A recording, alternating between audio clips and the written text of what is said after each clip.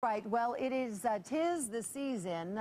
Graduates, seniors from high school, are going to be calling it a day in school and moving on in their life and looking for jobs. And the market out there is really, really difficult.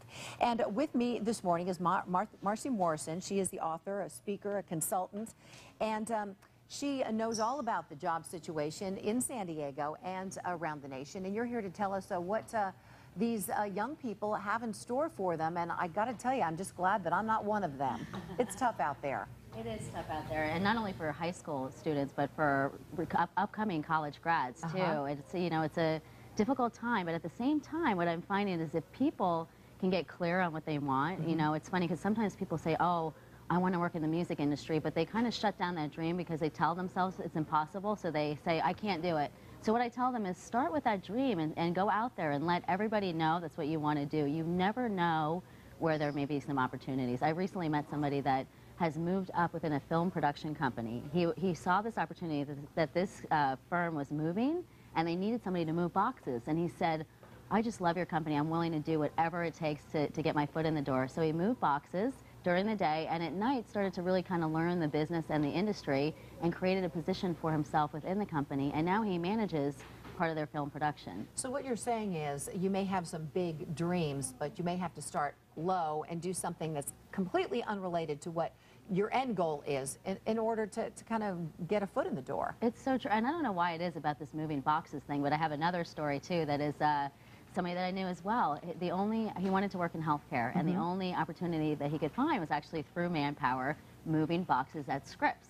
And he went in with the best attitude, and I know that you and Phil talk about this a lot too, is really dressed for success. So instead of wearing jeans and a t-shirt, he actually went in professionally dressed. And so what he would do is do his job really quickly and then say, "Do you have any other additional projects I can work on?" And they ended up loving him so much, they hired him full-time, and eventually they actually ended up paying for his master's degree, and he moved up within the company. So there are opportunities out there, but you do have to be willing to sometimes do something that maybe isn't so glamorous in the beginning. We've talked about this being a tough job market, not just for young people that are graduating from college, but for everybody. I guess the bottom line is once you graduate from college, you've got student loans. I mean, you've got to live. You've got to make a salary. So I don't know, I guess there is some compromise there too, because you need a paycheck. It is so true, and that's what I really recommend to people. I've seen a lot of people that are doing work in restaurants, doing temporary work, doing whatever it takes to get by. I always love to use my example as that, I grew up in New Jersey, my stepfather's a chimney sweep. So I used to actually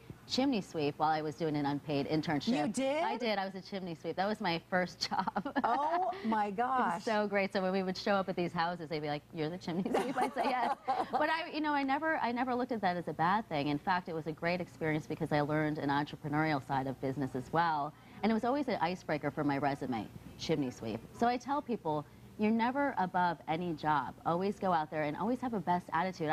You hear these stories too of when somebody may be doing something part-time at a restaurant or whatever, but they have such an amazing attitude that somebody says, "I want to hire you for my company." So have a great attitude and do your best job no matter what job that you're in. And you are around a lot of young people, these people that we're talking about now. What is the general attitude? Is there fear about finding a job in the workplace? Are they more ambitious than ever? What are you seeing out there? I see two sides of the camp. I see people that are said, "You know what, I'm willing to do whatever it takes to get ahead," and they're not afraid because they realize that they see a longer term vision that I may be moving boxes, but I know that I'm not going to be doing that forever. And then I see other people that are deer in the headlight. And one thing that I really like to help emphasize for people too is that sometimes people get stuck. They have no idea what they want to do. And what I've seen a lot of people have an epiphany is when they go traveling. A lot of times I tell people, if you can, maybe do a volunteer experience overseas or even somewhere else in the United States. Sometimes when we're out of our environment, we get clarity on what we really want to do. Because a lot of these people, young people who are going to be graduating from college with a business degree or who knows what kind of a degree they might have, but they still haven't really figured it out what they want to do with that. Exactly. It's great. One story in my book was of somebody that he thought for sure he wanted to be a lawyer. But he realized that, I don't know what that means. And so it was interesting because he is an example of somebody that went overseas and they just picked up, he and his friend went to Peru, and they said, "We won't even figure it out. We'll figure it out when they get there." And so they ended up working on a whole variety of different projects.